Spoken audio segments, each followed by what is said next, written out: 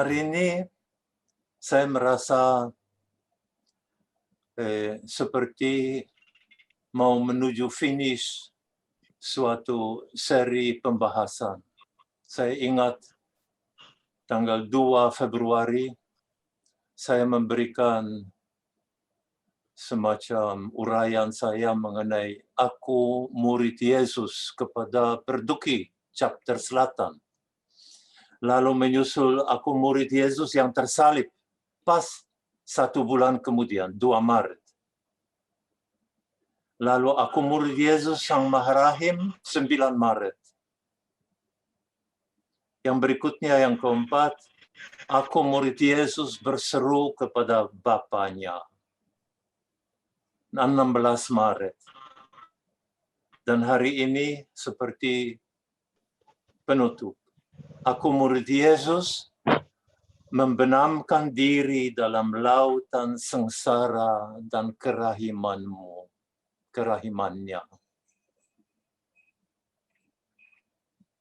Sebelum saya mulai memasuki pembahasan yang sesungguhnya, saya mau mengungkapkan semacam keprihatinan saya sehubungan dengan tema hari ini, yaitu membenamkan diri dalam sengsara Yesus.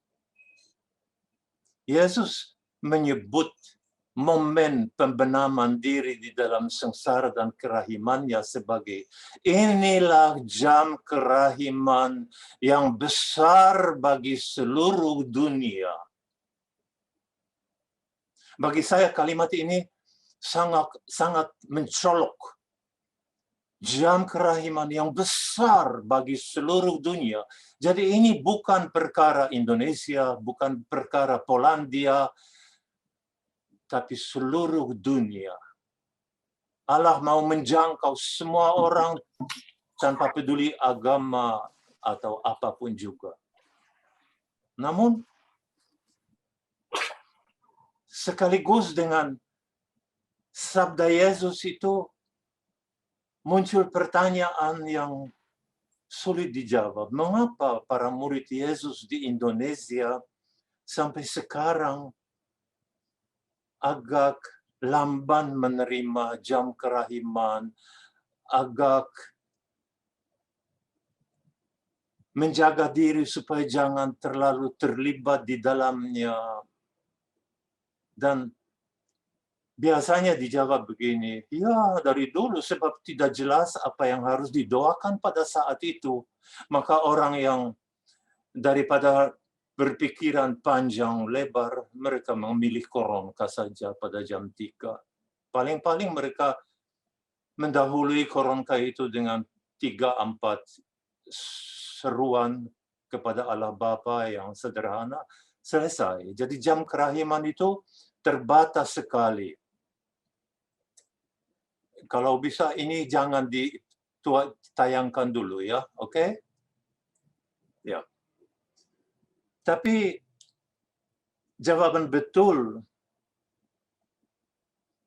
itu bisa diterima, tetapi seandainya sudah diberi penjelasan panjang lebar, ya, semua diberi keterangan selengkap-lengkapnya, tetapi kebanyakan orang tetap memilih koronka, bukan mengadakan jam kerahiman seperti dikehendaki oleh Tuhan. Muncul pertanyaan, ada apa?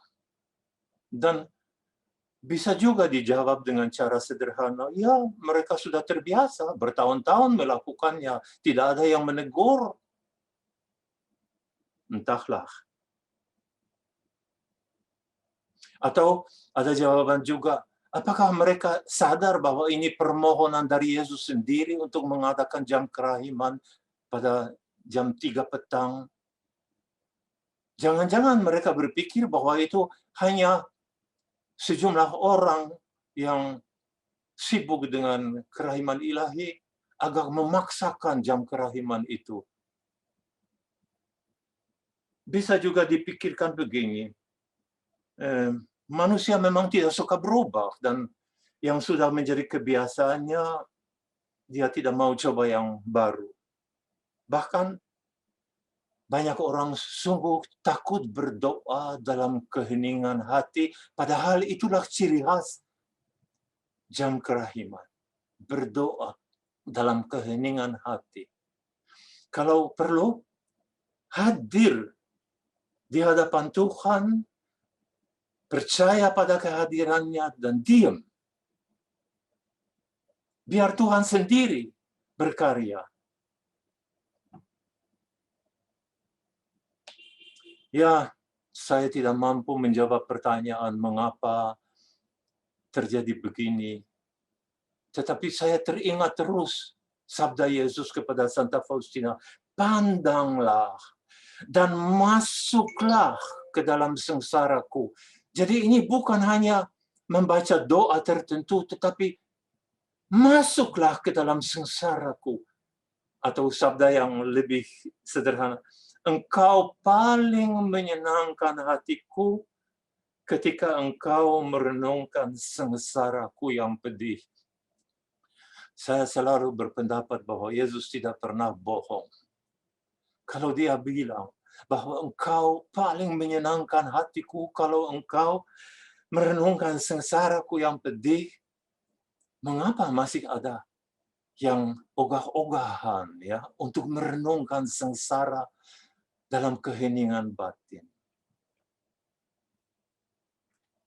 Padahal pada jam 3 petang dan juga sebelumnya, Yesus meninggalkan segala-galanya. Coba berpikir sejenak. Tubuhnya dihancurkan oleh para algojo yang menyesak dia tanpa ampun. Tubuh, mau kamu dihancurkan tubuhku? Oke. Dia meninggalkan, dia tidak peduli mengenai haknya untuk diperlakukan secara manusiawi. Dia bisa menegur para algojo, apakah aku binatang di matamu? Tapi dia tidak pernah mengatakan itu. Lalu terjadi tusukan dari dalam komunitasnya. Ada yang mengkhianati. Ada yang menyangkal. Yang lain, semua lari. Di hadapan Pilatus, dia tidak pernah menuntut haknya untuk dibela. Apalagi di hadapan Hanas dan Kayafas. Dia tidak minta apa-apa. Ketika dia sudah disalibkan, dibawa ke dalam Golgota, dia dilucuti seluruh pakaian, telanjang bulat. Pada waktu dia sudah disalibkan, bajunya diundi oleh prajurit. Ibunya yang mendampingi dia terus-menerus dan mendoakan, dia percayakan kepada Yohanes yang mungkin rasul termuda dari semua yang lain.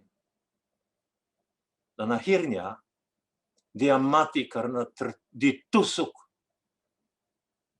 lambungnya oleh serdadu Roma.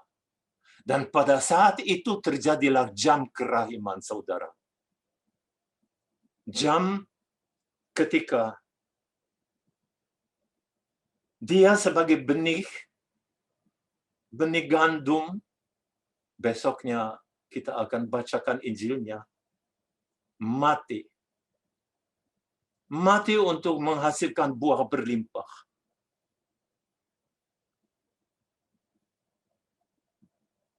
Kematian Yesus disalib adalah panen yang dia berikan, panenan yang dia berikan kepada seluruh dunia. Saat mulai mengalir darah dan airnya dari lambungnya ke arah tiap jiwa, terbentuklah yang Yesus sendiri sebut laut kerahiman yang meliputi seluruh dunia. Makanya yang tadi kalimat yang saya kutip ini, inilah jam kerahiman yang besar bagi seluruh dunia itu. Sungguh seharusnya mengguncangkan. Yesus memberikan dirinya komplit, total, tanpa menahan untuk dirinya apapun juga.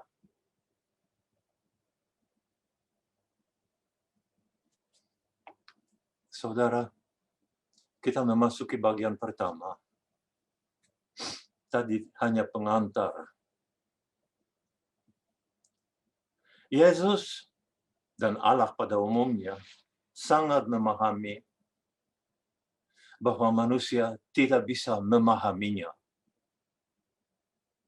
Allah sungguh tidak dipahami, terpahami, tidak terselami, tak terhingga. Kasih-Nya sungguh misteri yang tak terjangkau oleh apapun dan siapapun di alam semesta. Dan hal ini sungguh dialami setiap pendoa yang tekun. Kalau orang berdoa tekun, dia akhirnya pada tahap tertentu lebih suka berlutut, atau kalau juga sudah agak sakit-sakitan, duduk dengan tenang dan mempercayakan seluruh hidupnya sebagai tebusan, seperti Yesus, supaya tidak ada orang yang berdosa di bumi ini. Dia membiarkan dirinya, Yesus bersabda, Yesus membentuk dengan sabdanya hidupnya. Maka dia memberitahukan kepada salah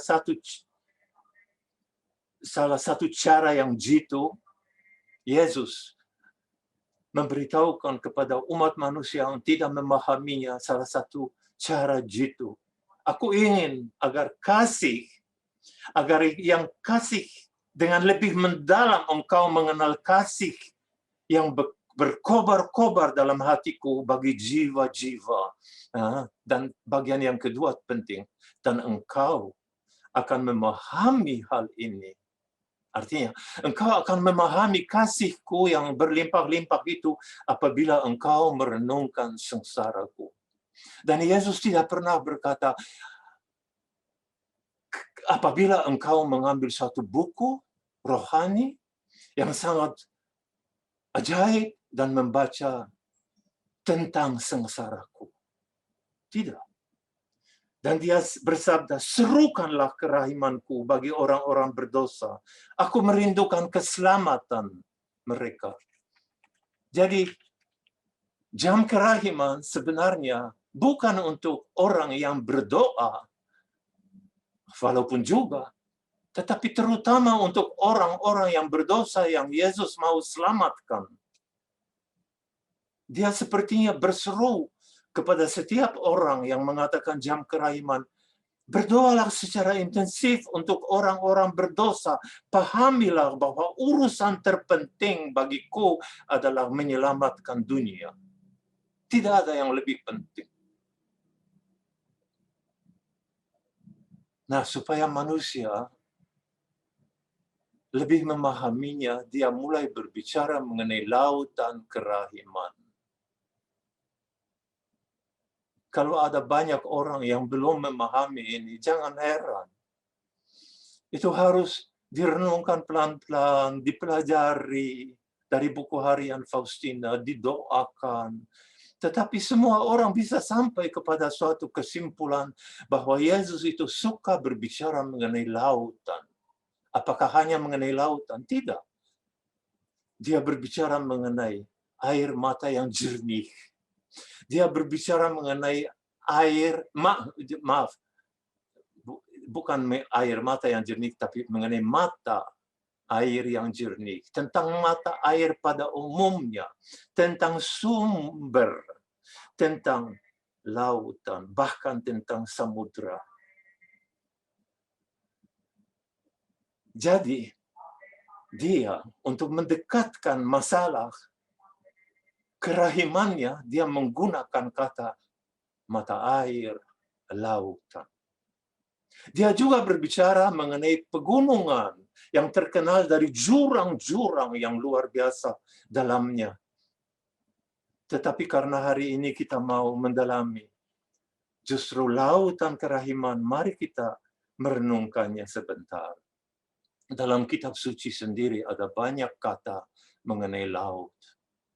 Saya tidak akan menyebut kitabnya, babnya, ayatnya, tetapi secara setimpas saja, hanya sebentar saja. Kitab suci berbicara mengenai air yang bergelora, laut yang luas terbentang, tetapi ruang itu begitu besar sehingga tidak terjangkau oleh mata manusia. Namun terbendung, tertutup, dibatasi. Allah berkuasa atas lautan, dia menghardik laut dan mengeringkannya malah. Batas-batasnya air, jangan melanggar titahnya, kata penulis kitab Amsal. Tapi yang menarik perhatian kita pada hari ini adalah justru apa yang dikatakan Yesus tentang lautan kerahimannya. Dia berbicara mengenai itu berkali-kali. Karena ini penting, saya akan menyebut nomor dalam buku harian Faustina. Yang pertama, 718. Dia berkata kepada Faustina, karena kepapaanmu sedemikian besar, aku telah menyatakan kepadamu seluruh lautan kerahimanku. Engkau malang, enggak punya apa-apa. Justru karena tidak punya apa-apa dan tidak pernah membanggakan apa-apa, aku mau menyatakan kepadamu seluruh lautan kerahimanku. Dan berkat itu, Faustina semakin mengandalkan Tuhan. Dia mengandalkan Tuhan melawan segala harapan. Biar aku terisap oleh bumi, aku tidak pernah akan lupa mengandalkan Engkau. Tadi 708, sekarang 178. Mengapa Faustina diberitahu mengenai laut kerahiman? Karena dia merendahkan diri. Kata Yesus, dengan merendahkan diri engkau menarik seluruh lautan kerahimanku kepada dirimu sendiri dan kepada jiwa-jiwa lain. Itulah yang Yesus mau. Tinggalkan segala-galanya asal jiwa memilikinya. Karena itulah saya berbicara pada awal mengenai Yesus tinggalkan segala-galanya. Dia tidak menahan apapun bagi dirinya sendiri. Dan kata Yesus kepada Faustina 320, doa yang dipanjatkan oleh jiwa yang rendah hati dan penuh kasih, meredakan murka Bapakku dan menurunkan lautan berkat. Anda sudah mendengar bahwa murka Allah itu bukan murka manusia. Allah tidak pernah mengamuk seperti banyak orang yang marah. Dia murka pada dosa, bukan pada orang berdosa. Nah, doa dipanjatkan oleh yang rendah hati seperti Faustina, meredakan murka dan menurunkan lautan berkat. Dan itu terjadi pada jam kerahiman, saudara. Coba dengar, 1777. Putriku, ketahuilah bahwa hatiku adalah sang kerahiman sendiri. Dari lautan kerahiman ini, rahmat mengalir ke seluruh dunia. Putriku, aku ingin agar hatimu menjadi kediaman kerahimanku. Aku ingin supaya kerahiman ini mengalir ke seluruh dunia lewat hatimu. Yesus memilih Faustina yang tanpa pendidikan, boleh dikatakan, sebagai saluran, boleh dikatakan mungkin utama di antara manusia, saluran lautan kerahiman. Aku telah membuka hatiku, 15:20. sebagai mata air kerahiman yang terus mengalir. Saya dulu membaca ini dan berpikir metafora, perkataan yang boleh dikatakan puitis. Benarkah Yesus sampai sekarang mengalirkan darah dan airnya? Tapi saya nggak tahu. Saya yakin bahwa itu adalah kenyataan. Dunia ini dibanjiri Allah. Dunia sebenarnya dibanjiri lautan kerahimannya. Ini kenyataan. Kita tidak melihatnya seperti tidak melihat Allah. Kita malah tidak melihat Yesus. Kita memandang tabernakel, kita memandang hosti, tapi kita memandang Dia yang tak kelihatan. Mengapa saya tidak percaya bahwa darah dan air Dia hidupkan untuk sepanjang sejarah, dan air itu dan darah itu terus mengalir. Biarlah, kata Yesus kepada Faustina, semua jiwa menimba kehidupan dari mata air ini. Sebab Tuhan tidak pernah membunuh dengan laut. Biarlah mereka menghampiri lautan kerahiman ini dengan sungguh mengandalkannya. Saya mengandalkan lautan kerahiman itu kalau saya percaya bahwa ini kenyataan. Saudara, salah satu kecintaan mereka yang terpesona oleh kerahiman ilahi adalah novena. Dan ini sangat tepat. Novena kepada kerahiman yang mulai dalam buku harian Faustina dengan nomor 1209 dan kemudian 1210, 1214, 1216, 1218 ya. Novena ini menarik. Sebab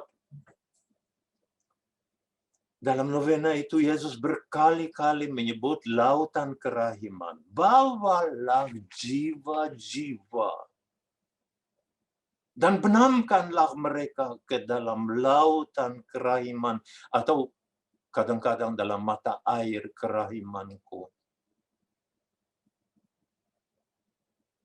Kenapa? Karena Yesus mau membawa jiwa-jiwa itu kepada Bapa, ke rumah Bapa. Supaya di rumah Bapa, jiwa-jiwa itu diolah dengan cara baru. Yang hanya Dia yang tahu. Kita tidak pernah akan tahu, mungkin suatu ketika sudah di surga. Bawalah jiwa itu. Dan kita boleh berpikir, berhak, saya membawa jiwa.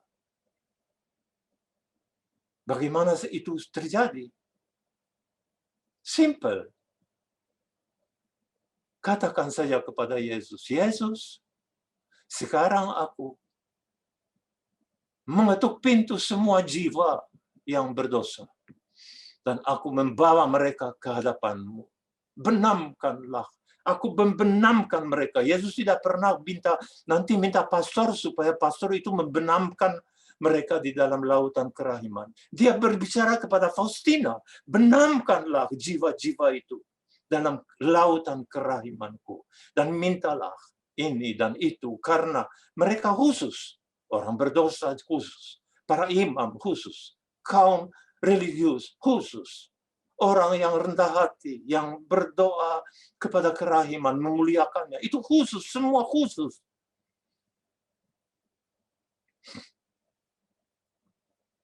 Membenamkan. Saudara, mari kita berpikir sejenak saja mengenai lautan biasa. Banyak keluarga membawa anak-anaknya ke tempat yang namanya laut. Dan anak-anak itu bersama dengan keluarga masuk ke dalam laut itu. Sampai lutut, sampai tengah badan, sampai leher. Dan ada yang berani berenang di dalam lautan itu. Membenamkan diri di dalam laut searti dengan masuk ke dalam air laut itu demi mengalami kekhasannya, kedalamannya, bahayanya, dan juga nikmatnya. Semua ada. Dan kita tahu bahwa banyak orang tenggelam di dalam air karena air itu begitu bergelora, begitu menakutkan, begitu mengisap tenaga manusia, sampai ada yang mati di dalam laut. Betapa manusia rapuh terhadap materi yang dia sungguh tundukkan terus-menerus. Tapi coba ingat salah satu sabda Yesus yang tercatat dalam Injil Matius bab 18 ayat 6.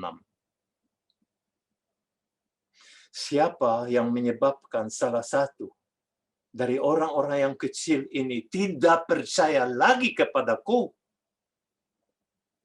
lebih baik batu penggilingan diikatkan pada lehernya dan ia ditenggelamkan di laut yang dalam.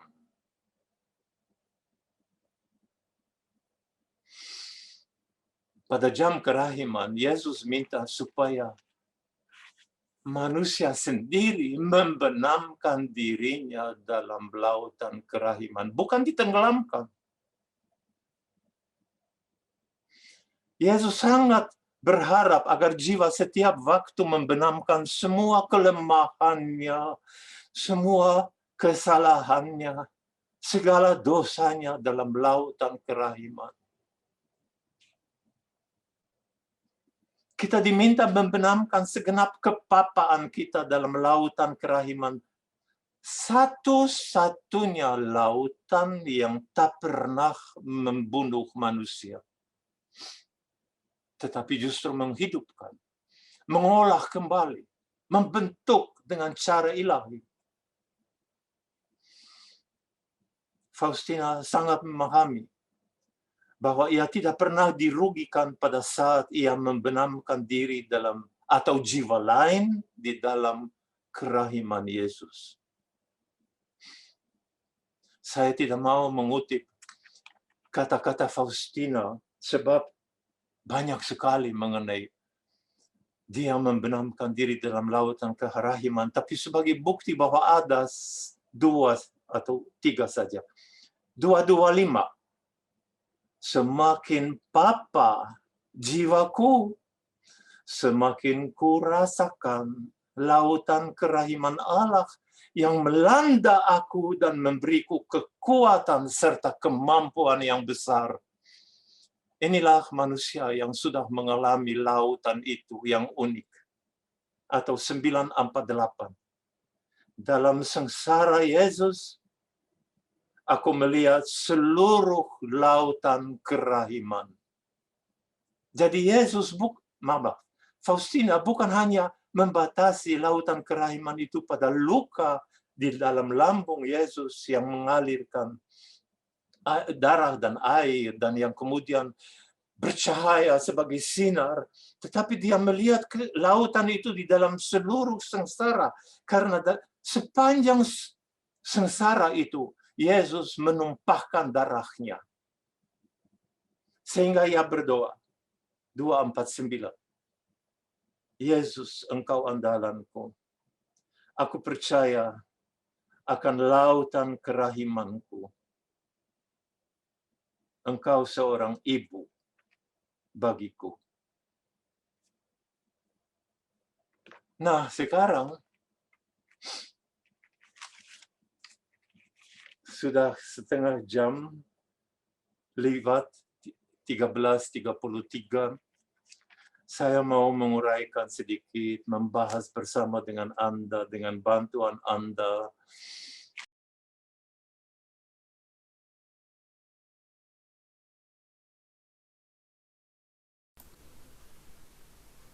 Mas Stefan itu mic-nya kekunci, di unmute dulu. Nah, ya. Oh, ya. Apakah banyak yang tidak terdengar?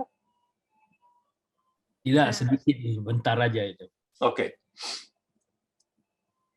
Sebelum saya masuk bagian yang paling menentukan dalam pertemuan hari ini,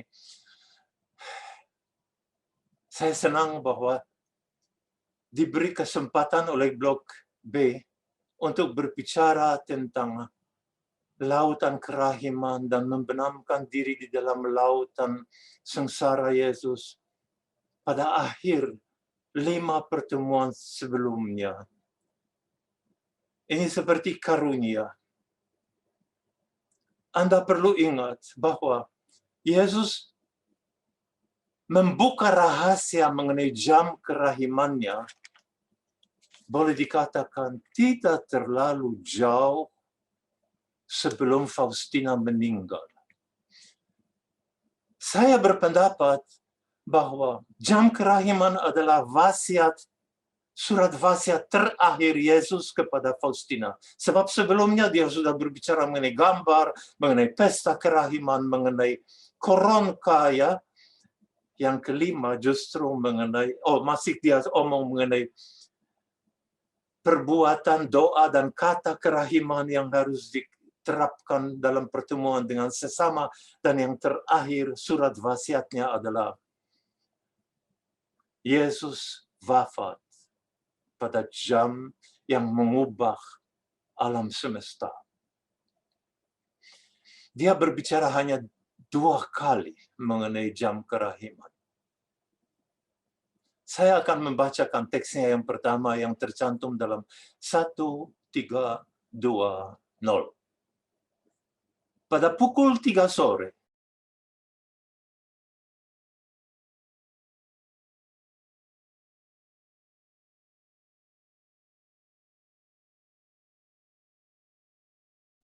Pak Stefan, itu mic-nya kekunci lagi tuh.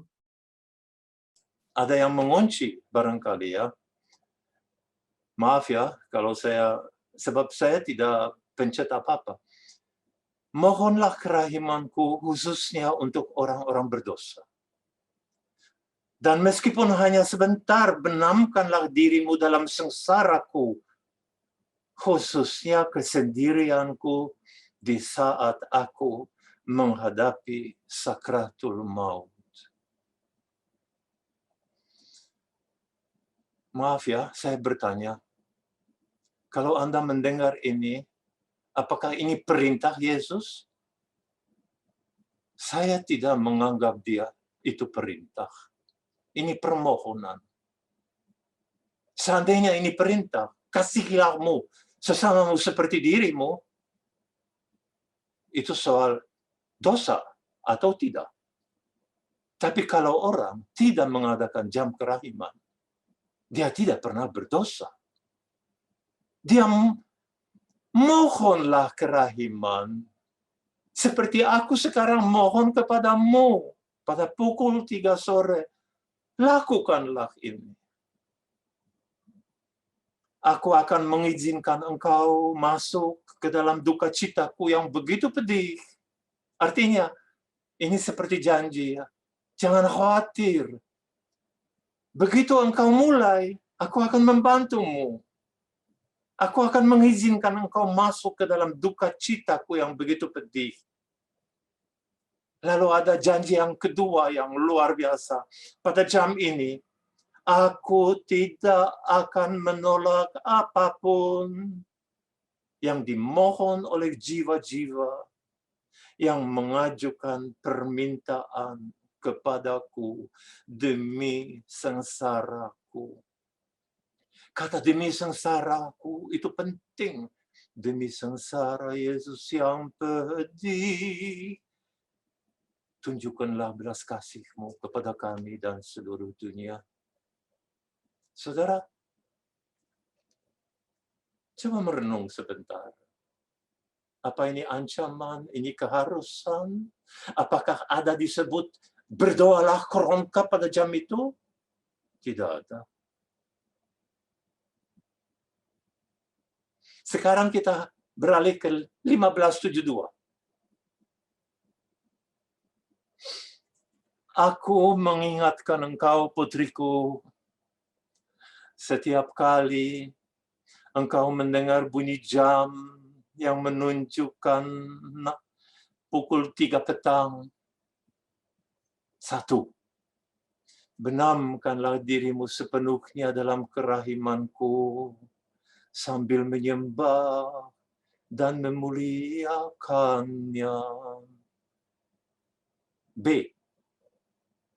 Mohonlah bantuannya yang maha kuasa bagi seluruh dunia, khususnya bagi orang-orang berdosa yang malang.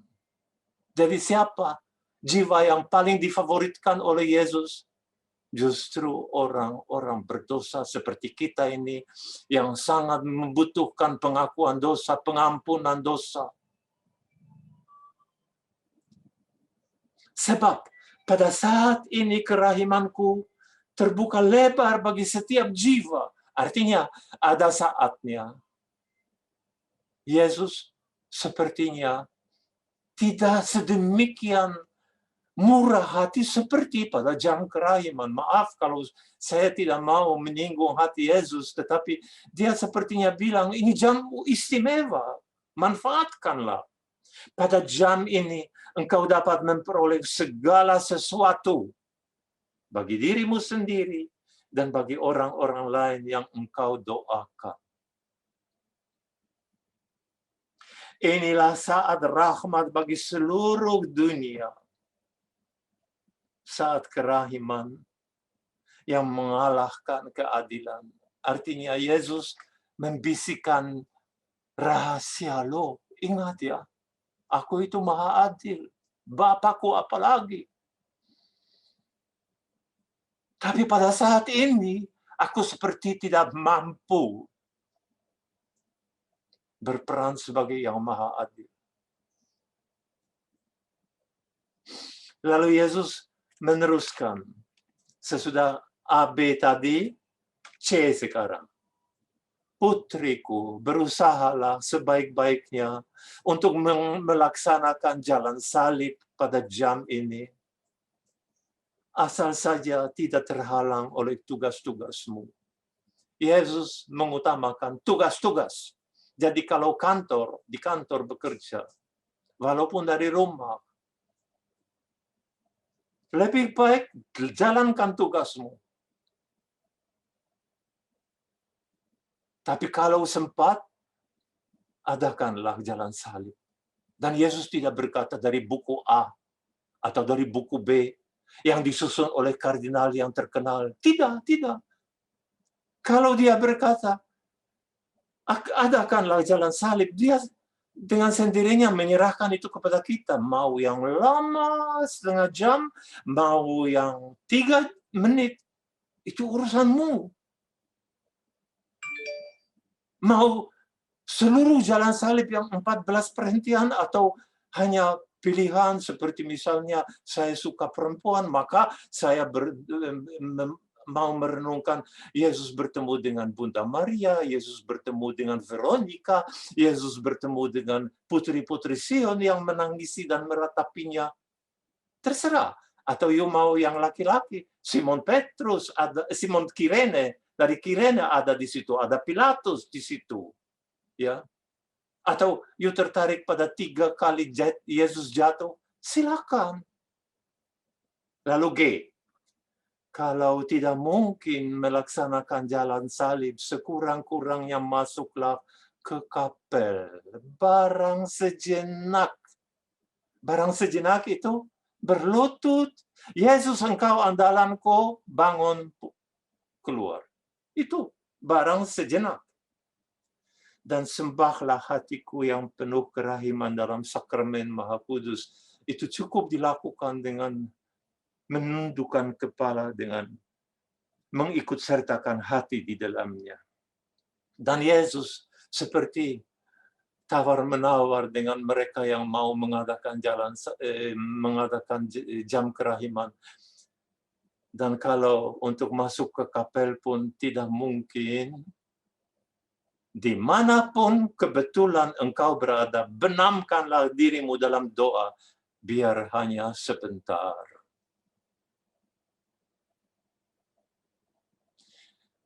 Yesus, engkau andalanku. Sebentar. Sekarang saya minta Lucy atau siapa saja yang mengoperasikan komputer untuk menunjukkan kepada hadirin beberapa kemungkinan untuk mengadakan jam kerahiman. Tiga cara membenamkan diri dalam kerahiman dan sengsara Yesus itu by Stefan Lex. Jadi jangan anggap bahwa itu yang seharusnya dilakukan. Saya bahkan berdoa dengan diam-diam supaya orang tidak memfoto ini, supaya itu tidak diedarkan kemana-mana, cepat-cepat dilupakan. Tetapi mungkin ada gunanya kalau diperlihatkan sekali saja. Yuk kita mulai. Usul yang pertama atau cara yang pertama. Tadi saya membacakan sabda Yesus yang Yesus sampaikan dalam nomor 1320 dan 1572. Sekarang semua kata Yesus itu saya susun dalam bentuk doa. Ya. Ini dari awalnya. Coba diturunkan sedikit lagi. Ya, ya. Yesus Tuhanku, berkat-Mu aku boleh berjam kerahiman. Dan coba hening sebentar. Yesus Tuhanku, berkat-Mu aku boleh berjam kerahiman. Aku mohon bantuan kerahiman-Mu. Yesusku, Yesusku. Kerahiman-Mu yang maha kuasa bagi seluruh dunia. Bagi keluargaku yang jauh. Bagi mereka yang masih di purgatorium. Bagi mereka yang tidak mengenal-Mu. Khususnya bagi orang-orang berdosa. Terutama aku. Tetapi aku tahu, Yesus, bahwa ada banyak orang yang berdosa luar biasa. Yang dikutuki manusia karena diperlakukan tidak manusiawi. Yuk kita naik.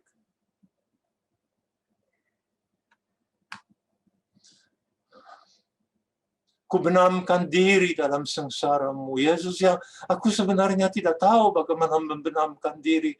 Tapi Engkau yang melakukannya. Aku tinggal mau saja ku benamkan diri. Saat Engkau sendiri hadapi sakratul maut, tidak ada gangguan apapun dalam relasi kami. Aku membenamkan diri sepenuhnya dalam kerahiman-Mu. Dengan cara apa? Ya, dengan cara yang ku sanggup lakukan. Aku menyembah-Mu. Aku memuliakan-Mu.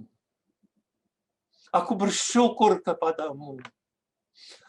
Aku memuji-muji-Mu. Biar semua malaikat ikut memuliakan Engkau bersama aku.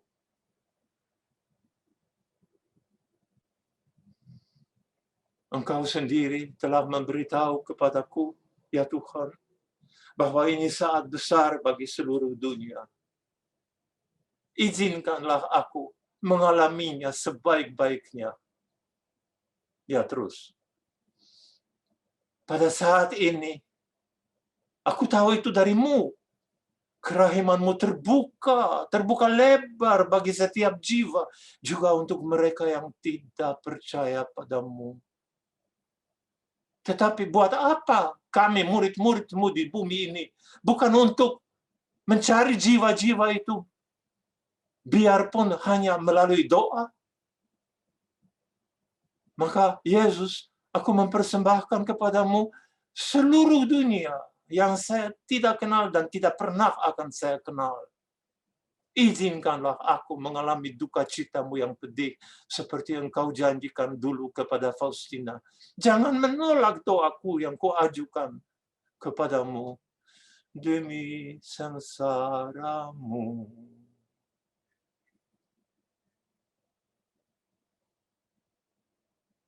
Saudara, ya, belum usul 2.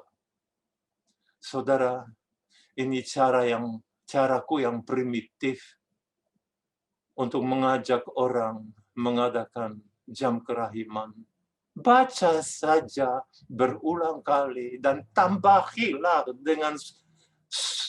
dengan segala suara hatimu, tambahilah kata-kata Yesus itu sehingga menjadi engkau menikmati lautan kerahimanmu. Dengan cara ini engkau sudah habis lebih dari 10 menit. Sekarang cara kedua.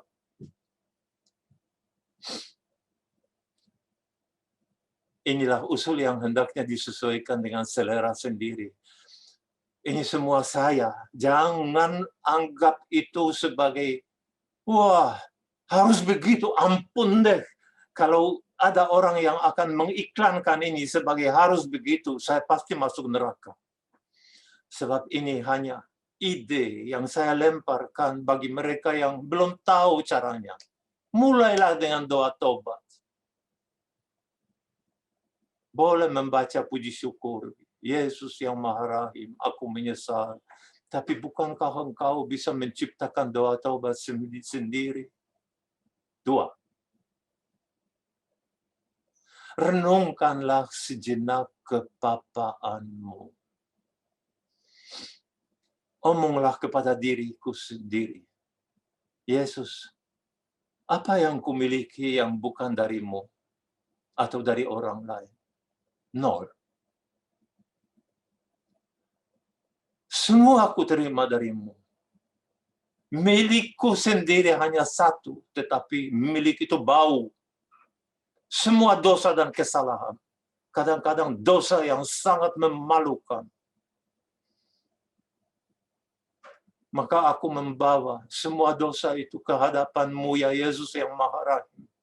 Dan aku persembahkan semuanya ini kepadamu supaya semua sampah itu Engkau ubah menjadi sesuatu yang baik, sesuatu yang berharga.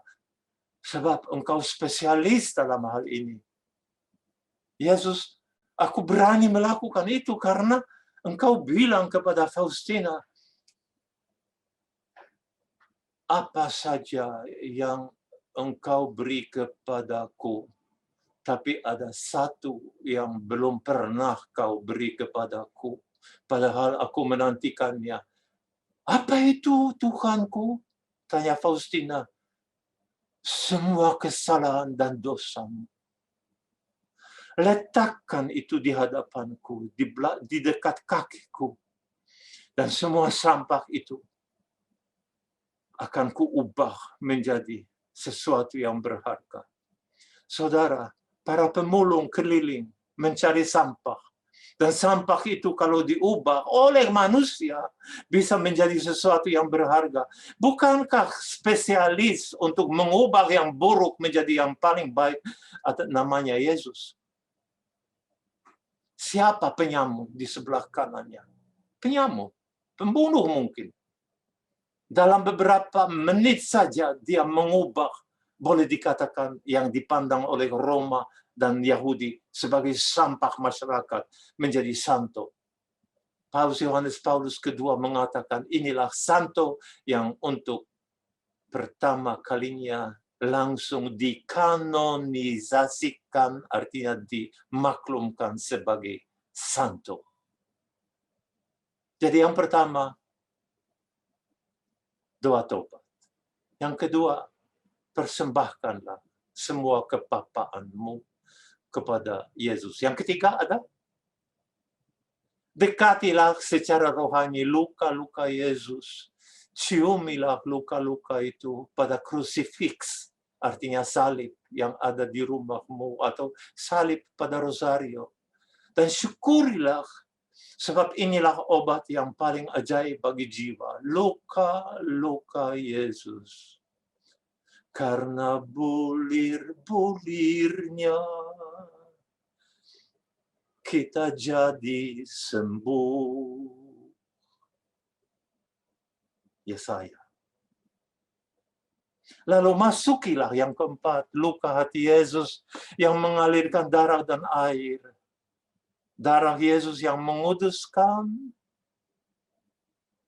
air tubuh Yesus yang membasuh semua doamu. Sebab air itu untuk membasuh. Air itu melambangkan sakramen pertobatan dan nomor satu sakramen baptisan. Darah melambangkan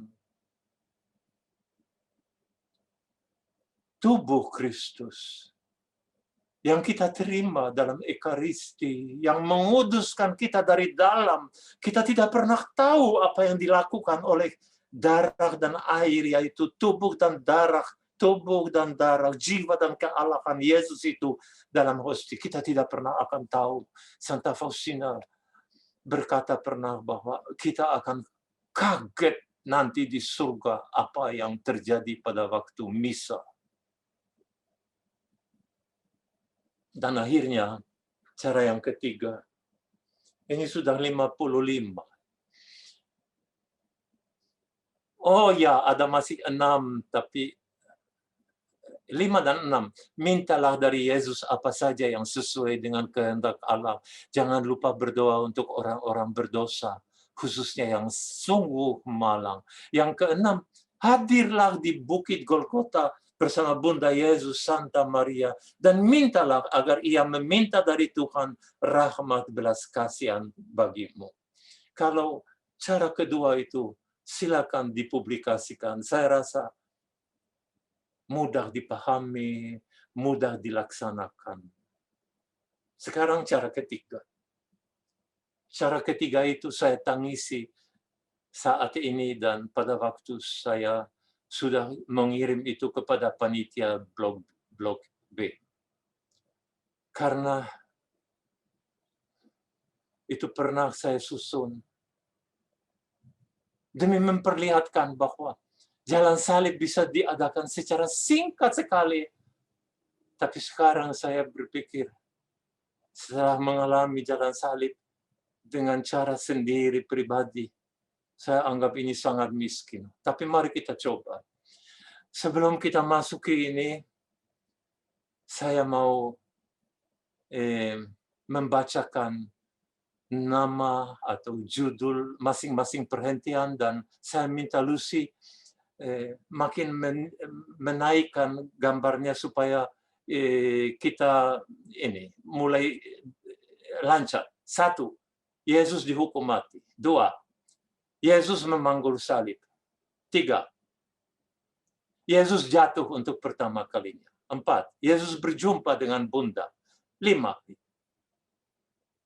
Yesus ditolong oleh Simon dari Kirene. 6, Yesus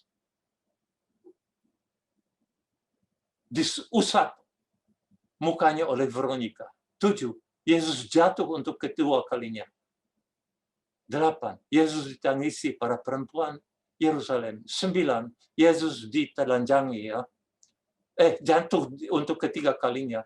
10, Yesus pakaiannya ditanggalkan. 11, Yesus disalibkan sampai wafat. 12, Yesus diturunkan dari salib. 14, Yesus dimakamkan. Sekarang saya minta Lucy mematikan ini sejenak saja. Sejenak.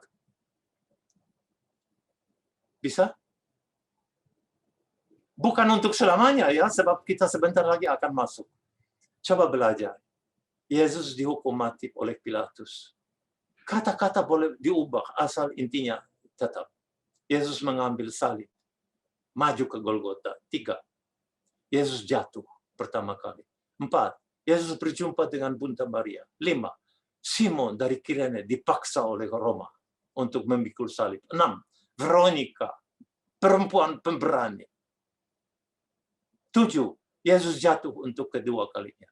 8, dia diratapi oleh perempuan. 9, Yesus jatuh untuk ketiga kalinya. 10, Yesus ditelanjangi. 11, Yesus dipaku dengan ganas dan keji. 12, Yesus digantung di atas salib dan sampai mati. 13, Yesus diturunkan ke-14, Yesus dimakamkan. Sekarang kita kembali kepada teks. Lucy, mohon belas kasihan. Oke, kita mulai dengan nomor 1. Sebab saya mengusulkan, coba merenungkan kebiasaan. Kebiasaan sehari-hari. Saya suka menghakimi atau membela. Renungkan saja sebentar. Yesus, engkau dihukum mati. Aku begitu gampang menghakimi orang. Curiga. Keluarkan penilaian saya yang tidak pernah diperiksa kebenarannya.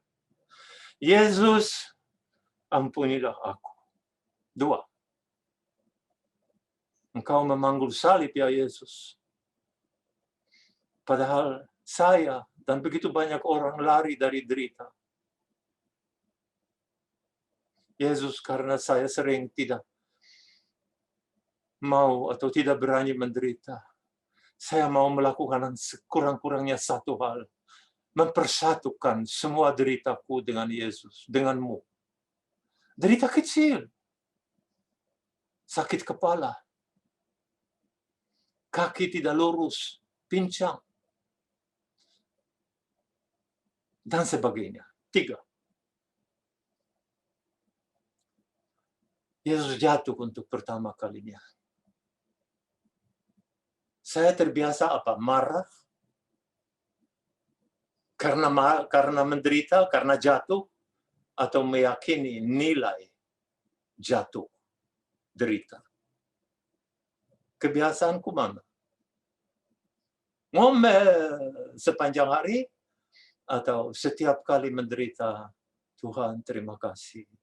Engkau mencintai aku karena engkau memberi aku penderitaan.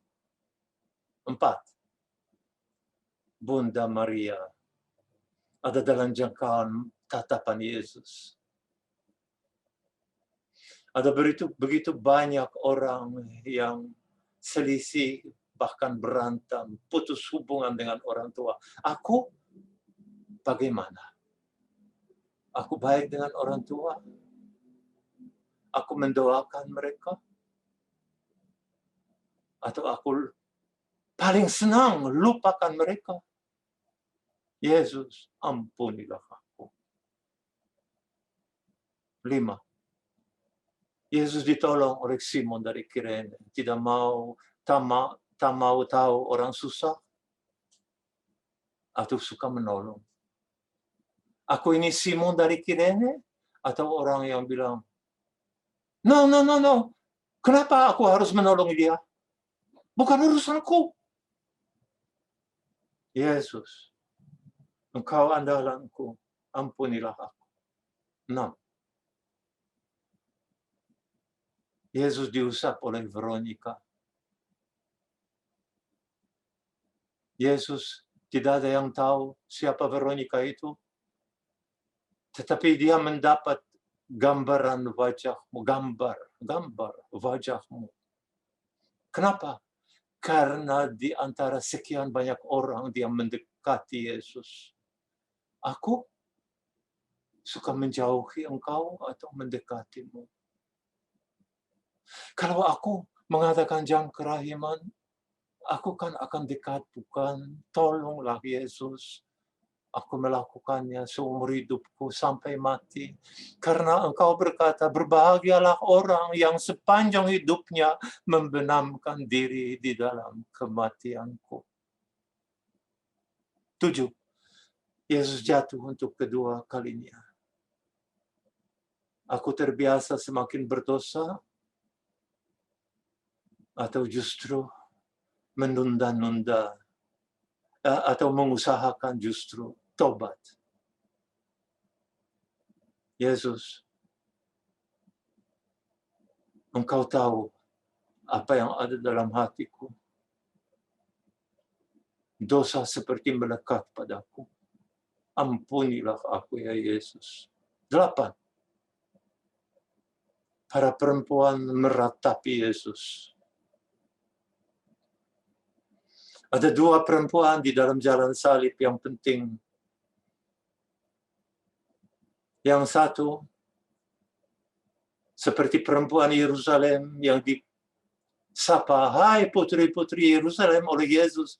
Terharu tetapi dari jauh. Aku lebih suka seperti mereka atau seperti Veronica baru. 9. Kedua kalinya Yesus jatuh. Aku sudah jatuh berkali-kali dalam dosa. Sampai putus asa. Aku suka memelihara keputusasaan itu atau mau meniru Engkau ya Yesus untuk bangun dan bangkit dan dengan semangat menuju akhir.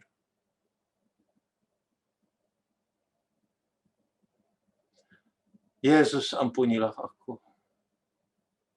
10 pakaian Yesus ditanggalkan.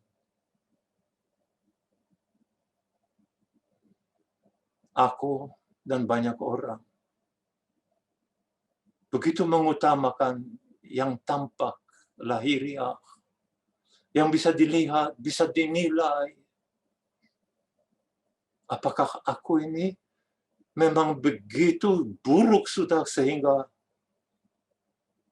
menyembunyikan yang ada di dalam batinku? Padahal Yesus, Engkau tidak pernah malu berdiri telanjang. Karena Engkau murni, Engkau suci, Engkau selalu taat kepada Bapa. Bapa, Yesus, ampunilah aku. 11, Yesus disalibkan. Yang paling rugi di dunia ini, ya Yesus, adalah kebenaran. Diinjak-injak. Diputarbalikkan. Aku ini salah satu orang yang menyalibkan kebenaran di bumi ini atau justru membelanya. Aku ini Pilatus yang peduli amat apa itu kebenaran. Atau seperti Nikodemus yang begitu mendengar bahwa Yesus mau ditangkap, berkata, adakah di dalam hukum Taurat kami orang bisa ditangkap tanpa diperbincangkan dulu kejahatannya? 12. Yesus wafat di salib. Kebiasaanku apa? Tidak pedulikan hidup kekal atau rajin berdoa. Yesus, Engkau begitu berharap bahwa semua akan datang saat Engkau ditinggikan di atas bumi. Datang ke salib-Mu untuk rajin berdoa. Tuhan, betapa banyak kekuranganku, ampunilah aku. 13. Yesus, Engkau diturunkan dari salib.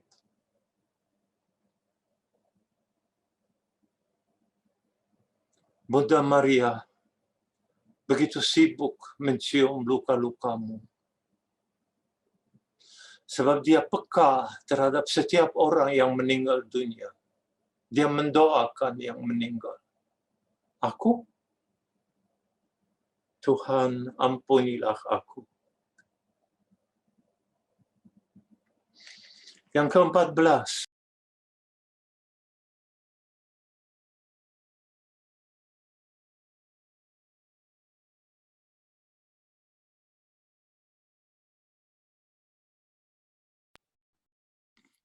Maaf, Pak Stefan itu mic-nya ketutup lagi.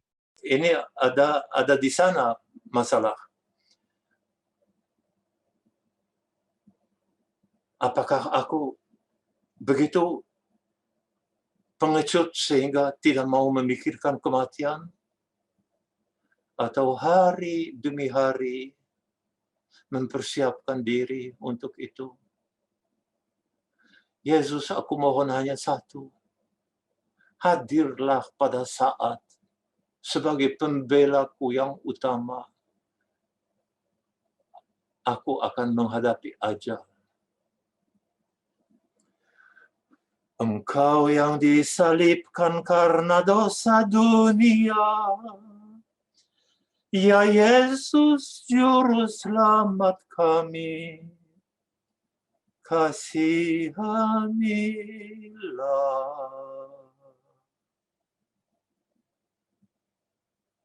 Saudaraku, terima kasih atas pertemuan terakhir ini. Semoga Anda diberkati Tuhan dengan berlimpah-limpah. Terutama terima kasih kepada Romo yang tahan sepanjang 1 jam, itu luar biasa. Maaf, saya pengalaman dengan banyak pertemuan, tetapi para pastor biasanya sibuk sekali. Ini orang yang luar biasa. Maaf, pastor, saya memuji tetapi saya tidak omong kosong. Terima kasih kepada Helena, kepada Lucy, kepada seluruh panitia dari 3 komunitas. Saya tidak mau menyebut karena saya ex-komunitas. Saya tidak masuk komunitas apa-apa. Jadi jangan-jangan nanti saya salah menyebut komunitas tertentu, ya. Jadi terima kasih kepada semua. Berlimpah-limpah rahmat kepada Anda. Itulah kerinduanku.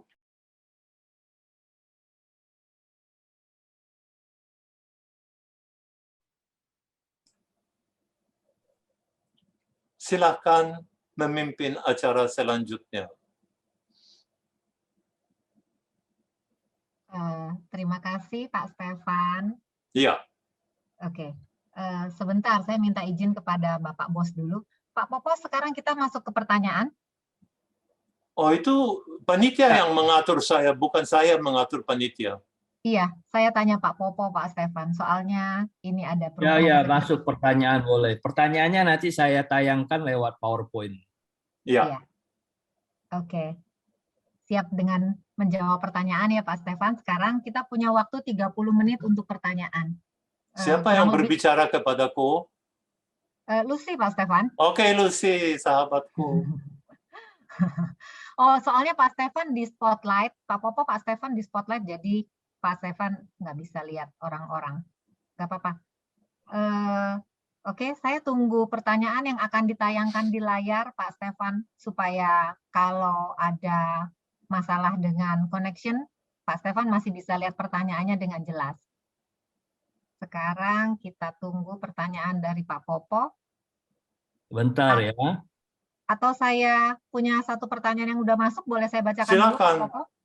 Ya, ini pertanyaan dari Bulani, Pak Stefan. Tadi Pak Stefan bilang untuk usul pertama renungkanlah secara pribadi selama 10 menit. Apakah merenungkan waktunya bebas? Boleh lebih dan boleh kurang nggak Pak Stefan? Terserah kepada orang bersangkutan. Dialah yang menentukan lamanya setiap jam kerahiman. Tuhan sendiri bilang, seperti mengemis, berilah aku waktu, biar sedikit. Nah, sedikit itu bisa. Saya sendiri dulu mulai dengan 10 menit.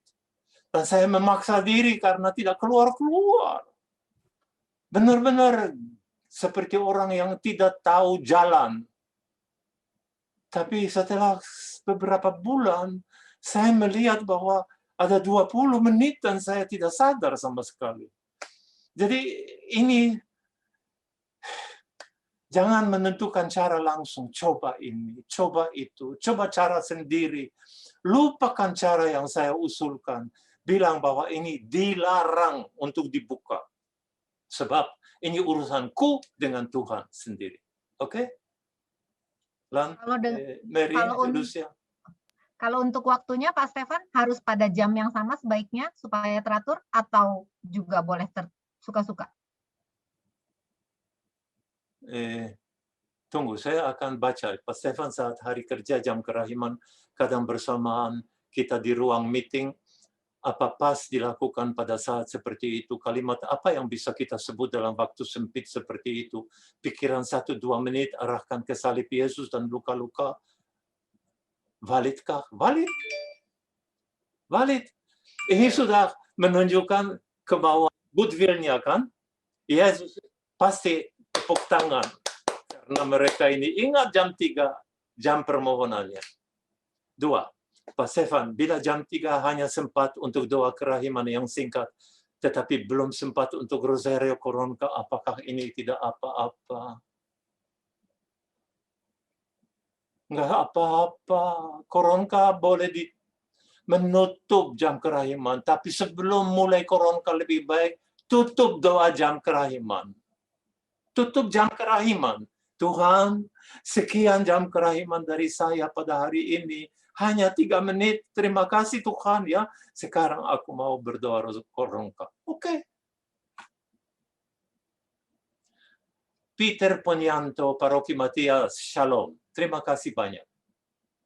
Pada saat merenungkan sengsara Yesus pada jam 15 selama 7-10 menit, bolehkah langsung dilanjutkan doa Koronka buat jiwa-jiwa, misalnya 5 luka Yesus bagi jiwa.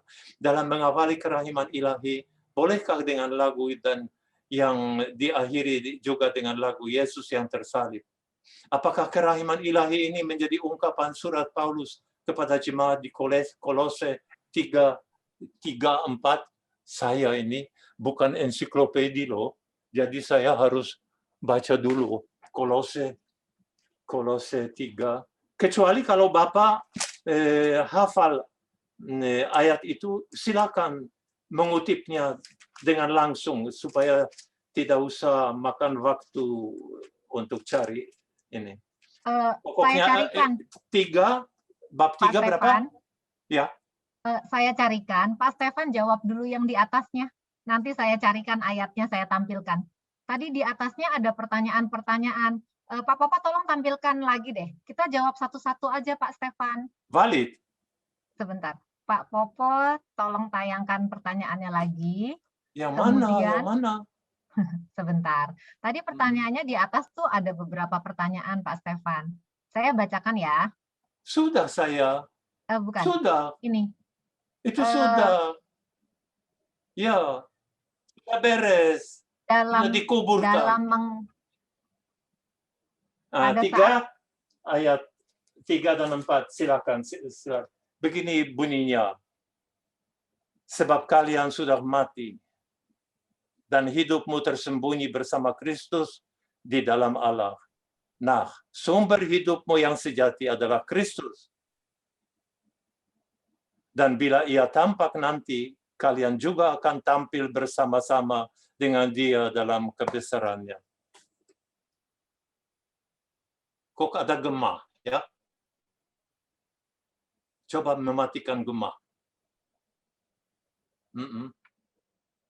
Barangkali dari yang penanya, ya sudah? Sudah? Sudah. Oke. Saya menanggapi. Menurut saya Kolose 3-4 itu tidak ada hubungan dengan jam kerahiman. Jam kerahiman itu sama sekali tidak disebut. Ya, sebab jam kerahiman adalah ciptaan Yesus sendiri untuk masa yang berat sekarang. Yesus tahu apa yang sebaiknya diusulkan kepada umat manusia, apalagi kepada murid-muridnya, dan kapan waktunya.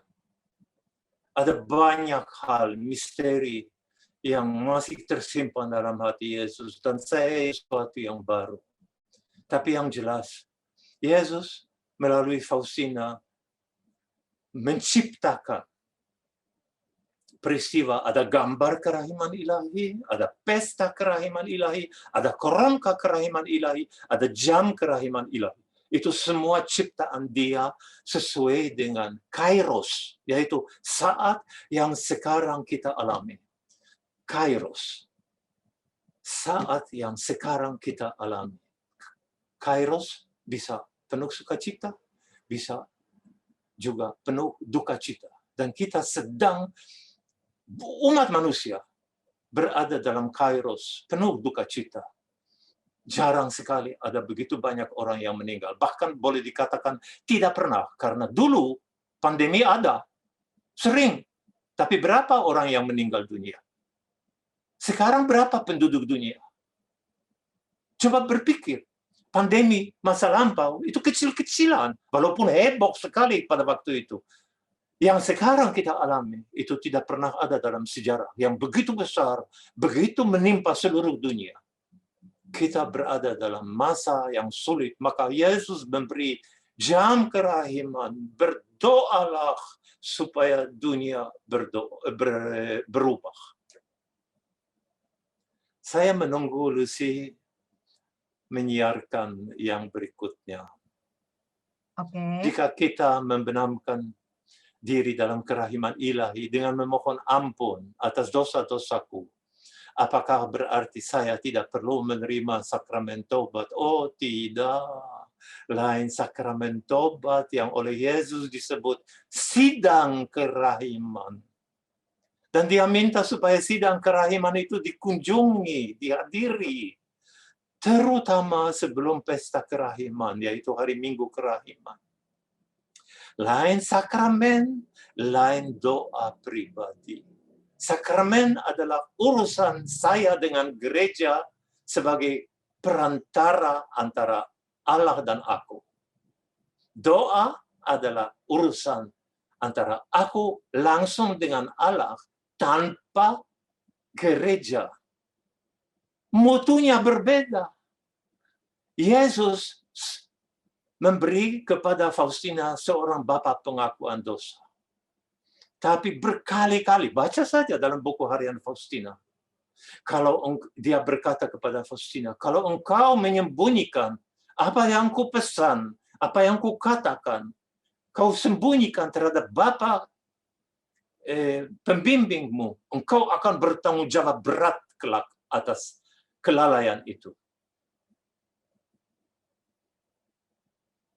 Pertanyaan yang kedua, apa maksudnya Veronica baru? Ya, Veronica artinya pribadi yang mengusap darah dari wajah Yesus.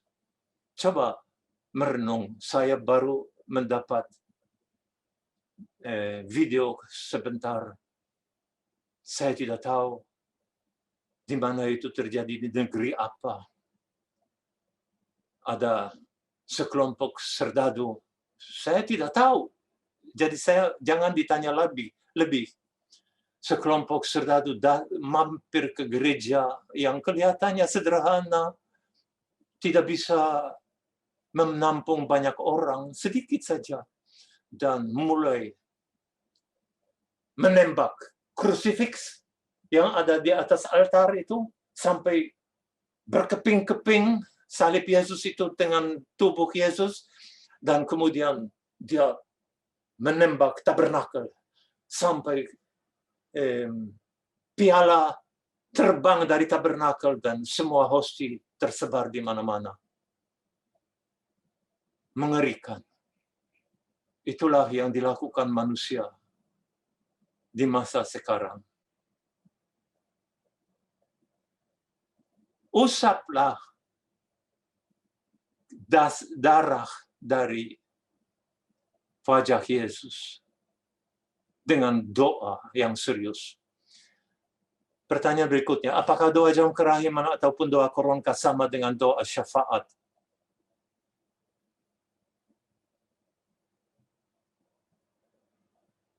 Dua-duanya tidak sama dengan doa syafaat. Doa syafaat itu kata yang asing bagi Indonesia walaupun sering dipakai. Dalam gereja Katolik tidak pakai doa syafaat waktu misa, tapi doa umat.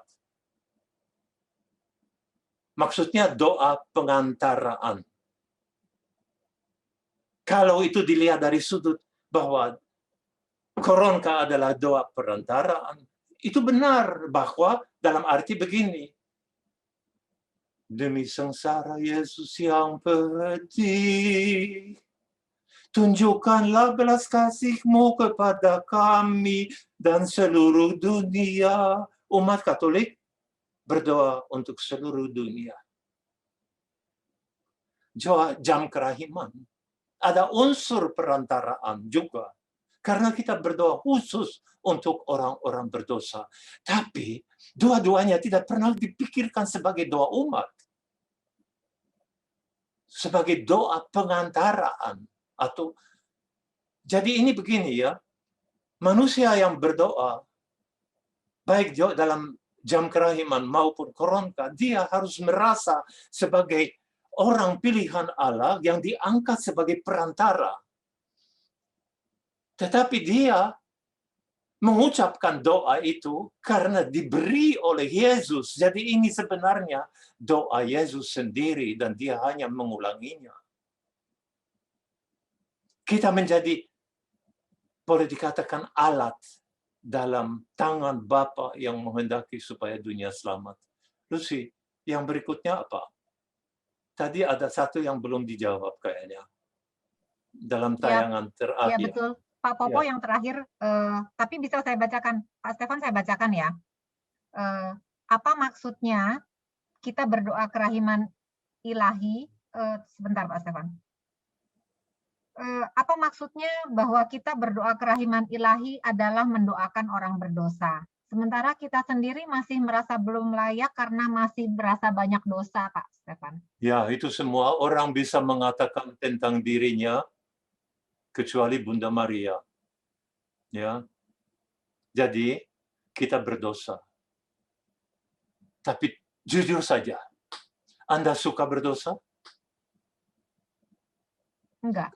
Kalau Anda suka berdosa, itu berarti Anda berdosa berat.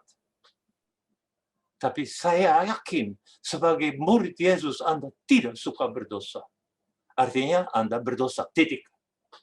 Ada orang yang sukacitanya berdosa dari pagi sampai malam. Dia memproduksi senjata demi senjata, semakin canggih, supaya semakin banyak orang dibunuh. Itu orang berdosa berat. Ada orang yang dari pagi sampai malam menculik anak. Itu tipe manusia yang sungguh-sungguh memalukan di dalam umat manusia. Cukup? Ya, Pak Stefan, ketika tanpa sengaja saya lupa pada jam kerahiman, apakah saat kita ingat kembali, apakah bisa dilakukan? Ini pertanyaan tersendiri ya. Lucy? Iya betul Pak Stefan, ini Ya. pertanyaan berikut. Ya, kalau sudah lupa sampai 20 menit, ya lupakan saja.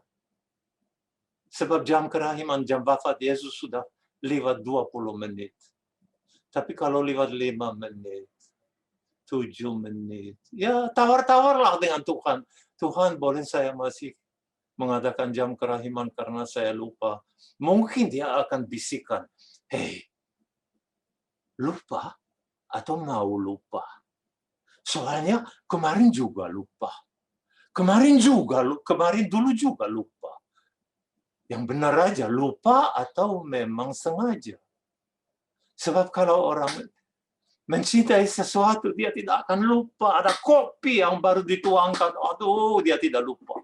Dia minum langsung.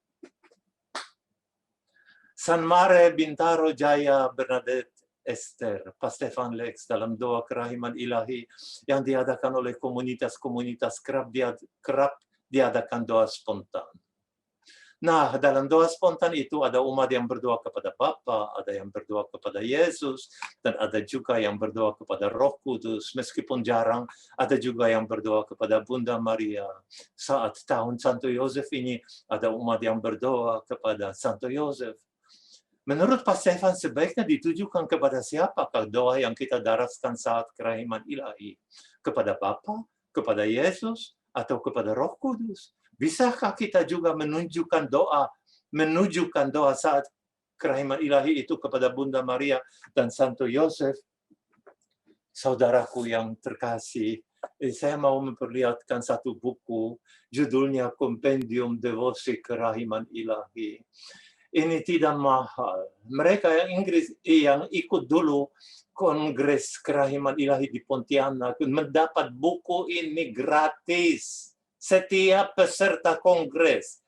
Nah, kalau ada di sini peserta kongres yang sudah dapat tapi belum pernah baca, kasihlah kepada orang yang haus akan segala pengetahuan mengenai kerahiman ilahi. Semua dijelaskan. Kita mengadakan jam kerahiman Yesus. Bukan jam kerahiman khusus untuk Allah Bapa seperti Koronka. Maka semua doa harus ditujukan hanya kepada Yesus. Titik. Kepada Faustina pun tidak. Kepada Bunda Maria tidak. Tapi begitu doa jam kerahiman selesai, you mau Koronka kepada Allah Bapa. Bukan kepada Yesus. Bapa yang kekal, ku persembahkan kepadamu. Mau berdoa luka-luka Yesus? Silakan. Mau kepada Santo Yosef? Silakan. Tapi jangan campur adukan. Karena di Indonesia ada gado-gado. Jangan menggado-gadokan doa. Berikutnya, Lucy. Berikutnya, apakah masih ada pertanyaan, Pak Popo? Kalau sudah nggak ada, kita masih punya tidak ada lagi. Sebentar, Pak Stefan, belum. Masih sebentar ya. Masih ada. Ya, bentar. Karena Pak Popo harus pindahkan ke PowerPoint, Pak Stefan, supaya bisa dibaca oleh Pak Stefan. Jadi merepotkan ya. Lucy, sampaikanlah kepada dia, maaf saya bahwa itulah terlalu cepat menjawab pertanyaan sehingga dia tidak sampai pada waktunya. Pak Stefan, saya sering ingin mendoakan orang-orang yang berdosa, terutama orang-orang yang di sekitar saya. Tapi saya ragu karena saya berpikir siapakah saya ini menghakimi sesama saya. Saya kan juga manusia penuh dosa. Lalu bagaimana sebaiknya Pak Stefan? Aku jawab lucu. Kalau ragu untuk berdoa, itu salahnya di mana ya? Sebab seorang murid Yesus seharusnya menjadi pendoa dan dia jangan memikirkan aku ini pantas, jangan-jangan aku dianggap oleh Yesus bahwa saya menghakimi. Berdoalah saja. Santo Benedictus Abbas berkata, ora et labora. Jangan memikirkan dua hal-hal lain. Berdoalah dan berkaryalah. Dua ini jangan pernah lepas dari hidupmu. Terima kasih sang penanya. Berikutnya, Pak Stefan, saya pernah mendengar bahwa dalam proses Via Dolorosa tidak ada Veronica membasuh wajah Yesus. Pertanyaan saya, kenapa ini ada dalam stasi Jalan Salib stasi ke-6? Mohon pencerahan. Ini bukan pernah mendengar. Ini gereja dari awal mulanya tahu bahwa Veronica itu adalah seorang murid Yesus yang diam-diam. Veronica itu bukan namanya. Veronica mendapat nama karena dapat gambar, ikona dalam bahasa Latin. Vera icona dalam bahasa Latin berarti gambar asli. Jadi Veronica adalah perempuan yang punya gambar asli. Sekarang persoalannya, aku gambar asli dari Tuhan. Anda juga. Pastor juga.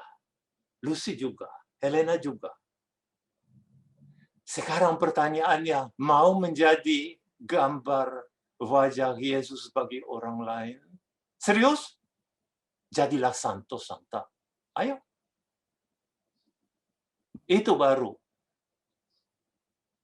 Bahwa ini mungkin tradisi tanpa sejarah, bisa jadi.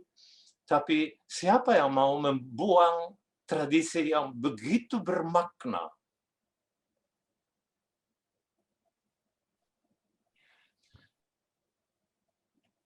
Bagaimana tindakan praktikalnya untuk menjadi Veronica baru itu? Mudah-mudahan sudah dijelaskan. Kalau tidak jelas, renungkan apa yang dikatakan. Terima kasih. Pak, mohon penjelasan. Dalam BHSF 31, mengapa Suster Faustina dilempari, dosa apakah yang telah dia perbuat? Itu harus tahu konteksnya. Dia dilempari oleh semua orang yang mengenalnya dia sudah lama karena dia menuju kepada altar untuk menjadi santa. Coba baca konteksnya. Yesus pernah memperlihatkan kepada dia akan jadi apa suatu ketika. Bahwa dia akan menjadi santa yang luar biasa, yang dikagumi laki-laki maupun perempuan. Dan dalam mimpi atau penglihatan yang ajaib itu, dia melihat dia mau digebuki, mau dilempar-lempar, sampai sapu dilempar pada dia, kotoran semua, karena ini gambaran manusia yang tidak mau mengakui Faustina semasa hidupnya. Mereka melihat dia santa. Kau sombong luar biasa, kata seorang superior kepada dia. Kau menghujat lo. Nah itu lemparan kotoran pada Faustina. Tapi akhirnya dia sampai ke altar dan semua mulai berdoa, Santa Faustina, doakanlah kami. Seperti kita sekarang. Yang berikutnya. Berikutnya masih ada Pak Popo? Apakah jam kerahiman ilahi adalah jam 3 siang atau jam saat Yesus wafat?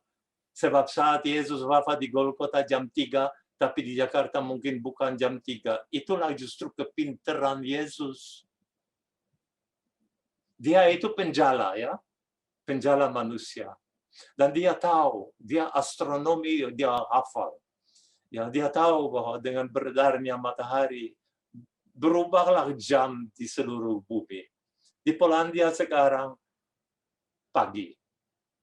Sekarang kita sudah siang, jam 14.36 loh. 14.36. Nah, dia menjala. Ayo, dari Jepang dulu, terus Korea, Tiongkok, semua dia jala. Demi sengsara, ya. Yesus yang pedih, sekian banyak orang merenung, mengadakan jam kerahiman. Dan lautan kerahiman itu timbul terus mengalir. Saya sering sampai seperti bayi yang bodoh. Saya tepuk udara yang ada di sekitarku. Hai lautan kerahiman, benamkanlah aku. Tapi itulah fantasiku. Mungkin karena sudah tua. Ada lagi? Jam kerahiman harus ditujukan kepada Yesus, bukan ditujukan kepada Allah Bapa. Tapi bukankah Allah Bapa dan Yesus adalah satu pribadi? Hei. Ada 3 pribadi. Kok satu Allah tapi 3 pribadi? Ini yang pertama. Yang kedua, Allah Bapa tidak pernah mati di salib. Roh Kudus juga tidak pernah. Jadi ini identitas khusus Yesus saja. Tidak ada jam kerahiman dalam arti seperti kita rayakan sekarang pada jam 3, yaitu jam kematian Yesus. Hati-hati. Yesus dan Bapa bukan satu pribadi. Satu Allah. 3 pribadi. Tadi yang lain sudah dijawab, ya. Di atasnya ada satu pertanyaan Pak Stefan yang belum dibaca. Ya, coba lihat.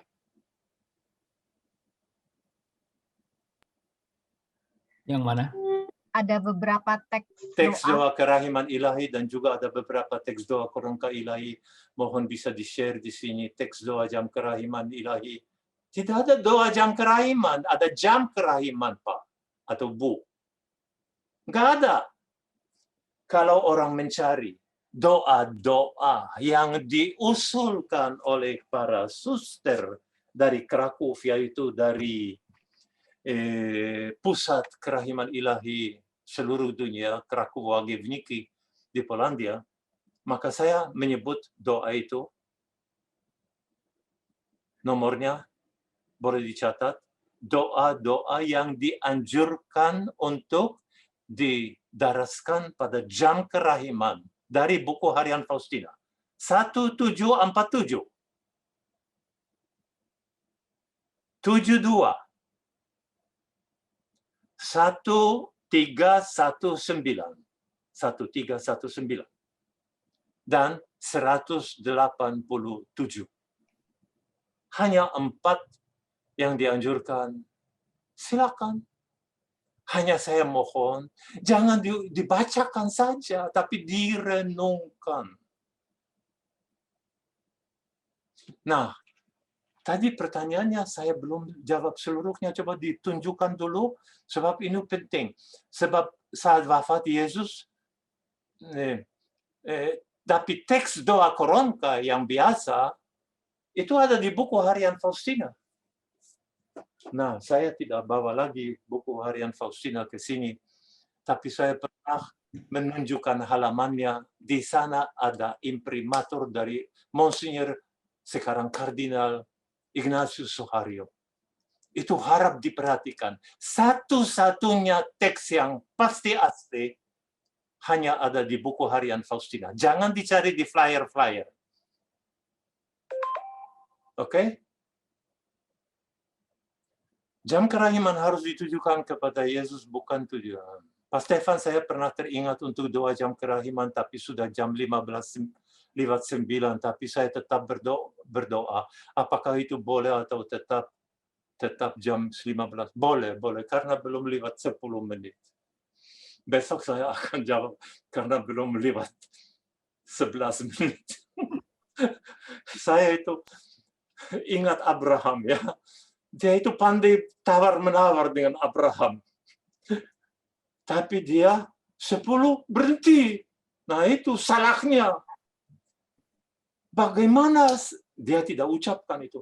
Bagaimana Bapa Allah, seandainya hanya satu orang yang benar di mana itu, di kota apa sih, Sodom dan Gomora. Bagaimana seandainya satu saja yang benar? Tapi dia tidak bilang, dia pengecut, dia tidak omong. Padahal akhirnya apa yang terjadi?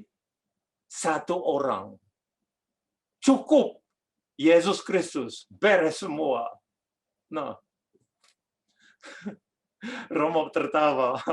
Ini untuk orang yang membaca kitab suci memang sangat menarik, ya Romo.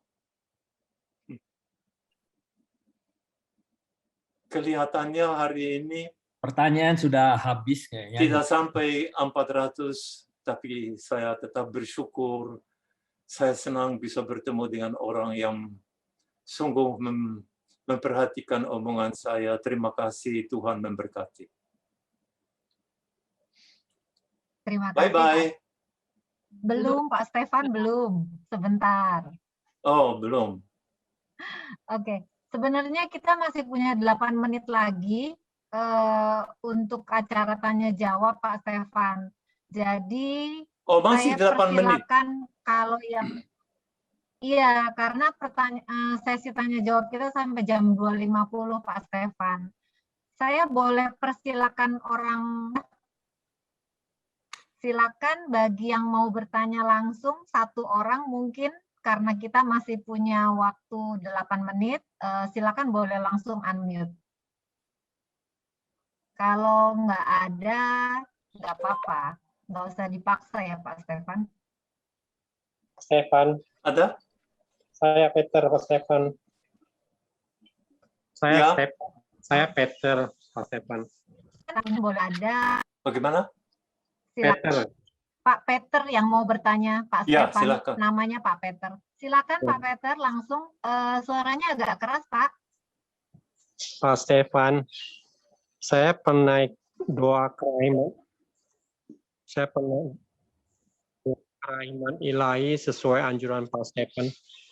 Tapi doa tanpa diiringin oleh lagu, tanpa diiringi oleh musik atau audio apapun.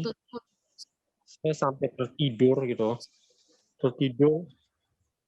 Jadi bagaimana ini Pak Stefan nih bisa tertidur? Karena saya juga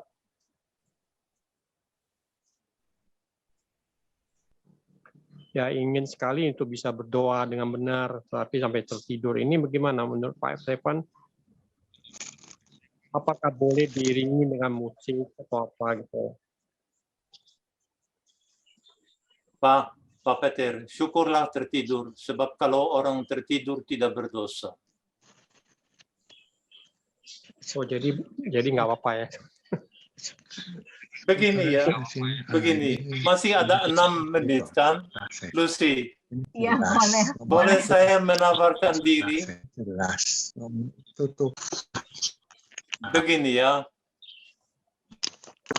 dalam arti masih meneruskan sesaudara.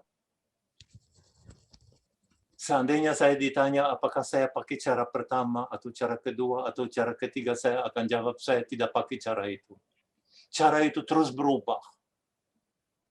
Setiap jiwa itu unik. Dan setiap jiwa berkembang dengan cara sendiri, dibimbing oleh Tuhan sendiri. Nggak perlu buku, nggak perlu macam-macam, hanya berdoa, berdoa, berdoa, dan akhirnya ada sedikit hasilnya. Saya mau kasih contoh bagaimana saya berdoa mengikuti jalan salib itu akhir-akhir ini. Saya hanya mungkin satu perhentian. Yesus dihukum mati. Karena ini doa spontan yang tidak diatur, tidak tertulis. Sabar ya, tunggulah. Yesus, engkau dihukum mati. Aku sungguh ingin tahu apa yang terjadi dalam hatimu pada saat itu. Engkau kaget. Engkau marah. Engkau kecewa dengan pimpinan Yahudi. Engkau memikirkan, percuma aku berkarya di antara mereka. Oh, Stefan, aku jujur saja. Aku kaget. Aku seperti masuk suatu jurang yang kalau saya jatuh di situ, tidak ada harapan bagi saya lagi. Aku dengan hukuman mati itu sudah dibunuh. Aku bahkan masuk neraka. Karena aku memang datang untuk mengalahkan neraka. Menyelamatkan orang yang bukan neraka. Makanya engkau tanya kesan saya. Aku tergoncang. Tapi aku langsung ingat keputusanku di Taman Getsemani. Bapa, bukan kehendakku, hendaknya terjadi, tapi kehendakmu. Dan aku, dalam kepedihanku yang tidak ada ukurannya, bilang, ya Bapa. Makanya kalau engkau suatu hari kaget melihat keruntuhan, jurang yang seperti mau menelan engkau, berdoalah. Jadilah kehendakmu Bapa. Yesus, engkau andalanku.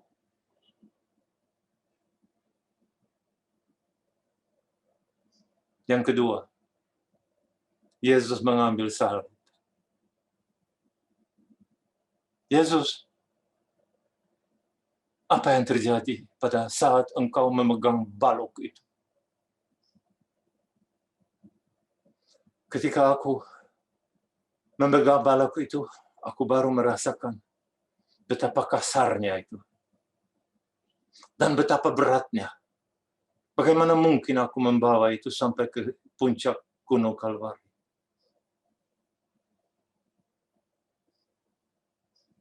Tapi aku tahu, inilah jalanku, jalan pilihan yang terbaik, karena ini jalan Bapa yang begitu mencintai aku sehingga aku yakin semuanya akan jadi sesuai dengan kehendak Tuhan sehingga aku pasti sampai.